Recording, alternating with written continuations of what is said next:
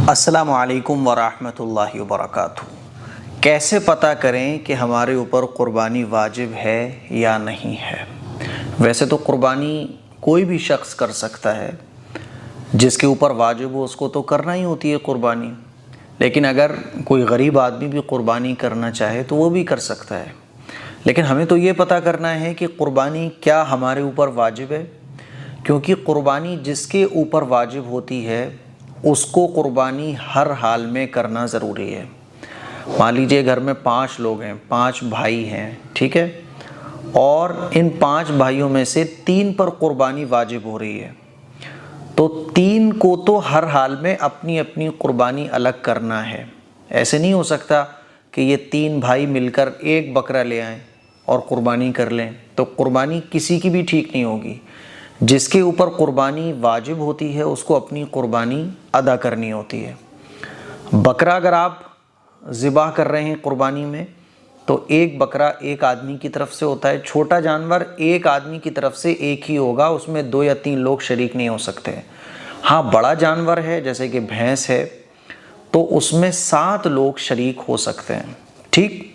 लेकिन एक आदमी का एक ही हिस्सा होगा, 2 लोग एक हिस्सा मिलकर नहीं ले सकते। अब हमें पता करना है कि क्या हमारे ऊपर क़ुरबानी वाजिब है या नहीं है। तो कैसे पता करेंगे, लोग बहुत कंफ्यूज हो जाते हैं। देखिए 5 चीज़ें हैं जो आपको काउंट करनी है, ठीक है। ये 5 चीज़ें हों तो 5 को काउंट करना है, इन 5 में से 3 हो तो 3 को काउंट करना है। जितनी चीज़ें इन 5 में से आपके पास हों वो सारी चीज़ें आपको काउंट करनी है।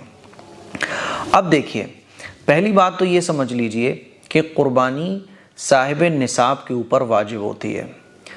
अब साहिब निसाब अगर मर्द होगा तो मर्द के ऊपर क़ुरबानी वाजिब हो जाएगी, औरत होगी तो औरत के ऊपर क़ुरबानी वाजिब हो जाएगी, ठीक। अगर आप सफ़र पर हैं तो मुसाफिर पर क़ुरबानी वाजिब तो नहीं है, ठीक। लेकिन अगर आप अपने घर पे कॉल करके बोल दें कि भाई मेरी तरफ से क़ुरबानी करवा देना, तो बहरहाल क़ुरबानी आपकी भी अदा हो जाएगी। और क़ुरबानी के जो 3 दिन होते हैं, एक ईद वाला दिन, एक बासी वाला दिन और एक तिवासी, जिसको हम तिवासी बोलते हैं ना, तो फर्स्ट, सेकंड, थर्ड क़ुरबानी करने के जो 3 दिन होते हैं, इन 3 दिनों में अगर आप साहिब निसाब हो जाते हो तो आपके ऊपर क़ुरबानी वाजिब हो जाएगी, आपको क़ुरबानी करना पड़ेगी। और आप पहले से अगर हिसाब लगा लो और पहले ही जानवर वगैरह ख़रीद के रख लो तो बहुत अच्छी बात है।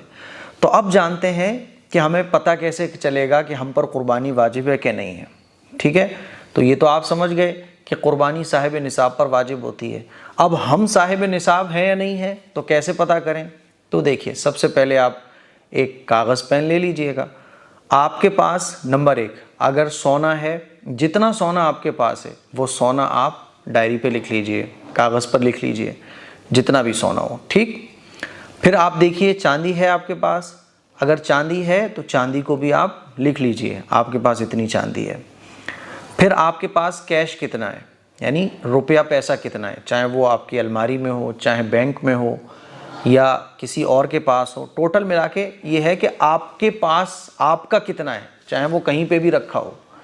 तो आपके पास रुपया पैसा कितना है वो भी आप लिख लीजिए। अगर आप कोई चीज़ का बिज़नेस करते हैं, आपको कोई बिज़नेस है, कोई काम है, तो आप जिस चीज़ का बिज़नेस करते हैं वो सामान कितना है वो काउंट कर लीजिए, लिख लीजिए, ठीक है। और 4 चीज़ें हो गई, सोना, चांदी, कैश चाहे जहाँ हो, ठीक है। 3, चौथा बिज़नेस का सामान। मान लीजिए आपकी कपड़े की दुकान है तो आपकी शॉप में जितना भी कपड़ा रखा हुआ है वो आप देख लीजिए कितना है, ठीक। 5वीं चीज़ है ज़रूरत से ज़्यादा सामान।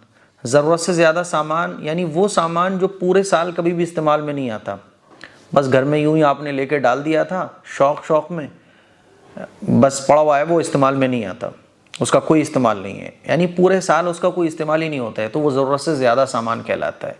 तो 5वीं चीज़, वो चीज़ जो ज़रूरत से ज़्यादा है वो भी काउंट की जाएगी।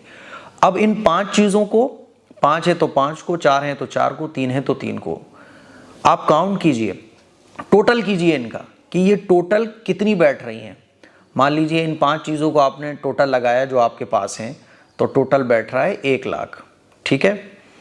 अब इन 5 चीज़ों को टोटल निकल कर आया 1 लाख, और साहिब निसाब वो शख्स कहलाता है जिसके पास इतना रुपया, पैसा, सोना, चांदी या बिजनेस का सामान या ज़रूरत से ज़्यादा सामान, यानी ये 5 चीज़ें जो मैंने जुड़ाई है ना, ये 5 चीज़ें अगर किसी के पास इतनी हैं कि जिनका टोटल इतना बैठ रहा है कि जिससे 52.5 तोला चांदी मार्केट में आ जाती है। आप जिस इलाके में भी रहते हो, आप ये देखो कि आपके इलाके में 52.5 तोला चांदी कितने रुपए की आ रही है। तो 52.5 तोला चांदी जितने रुपए की आ रही है आपके इलाके में, आपके शहर में, आपके मुल्क में, अगर इतना टोटल अमाउंट आपके पास है इन 5 चीज़ों को जोड़कर, तो आपके ऊपर कुर्बानी वाजिब हो गई। अब आपको कुर्बानी करनी है। मर्द हैं तो मर्दों के ऊपर, औरत हैं आप तो औरतों के ऊपर भी है कुर्बानी, ठीक है। तो ऐसे आप पता करोगे, यानी ये 5 चीज़ें आप काउंट करो, और ये 5 चीज़ें काउंट करो, आप जोड़ो। 5 चीज़ें जब आपने जोड़ी, या 5 नहीं है, 3 है, 2 है या 1 है, बस मान लीजिए आपके पास सिर्फ कैश है और कैश आपके पास है 60,000 रुपये, तो आप ये देखो आपके इलाके में 52.5 तोला चांदी कितने रुपए की आ रही है, कितने रुपए तोला चांदी का आपके इलाके में चल रहा है। 52.5 तोला चांदी जितने रुपए की आपके इलाके में आती है, अगर इतना अमाउंट आपके पास है, चाहे वो गोल्ड की शक्ल में हो, चाहे चांदी की शक्ल में हो, चाहे कैश की शक्ल में हो, चाहे बिजनेस आपका है उसकी शक्ल में हो, यानी ये 5 चीज़ों में अगर आपका अमाउंट इतना बन रहा है जितने रुपए में 52.5 तोला चांदी आ जाती है, तो आप कहलाओगे साहिब निसाब, और साहिब निसाब के ऊपर कुर्बानी वाजिब होती है।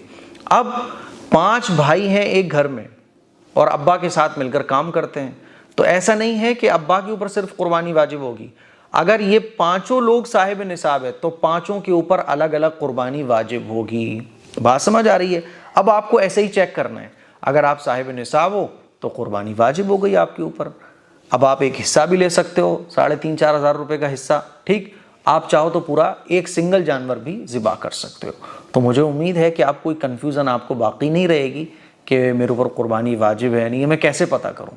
मेरे ख्याल में इंशाअल्लाह अब हर मुसलमान ये चेक कर सकता है कि उसके ऊपर कुर्बानी वाजिब है कि नहीं है। इस क्लिप को शेयर करें, घर पे सबको दिखाएं, ताकि सबको ये ज़रूरी मसला कुर्बानी का मालूम हो सके। अस्सलामु अलैकुम वरहमतुल्लाहि वबरकातुहू।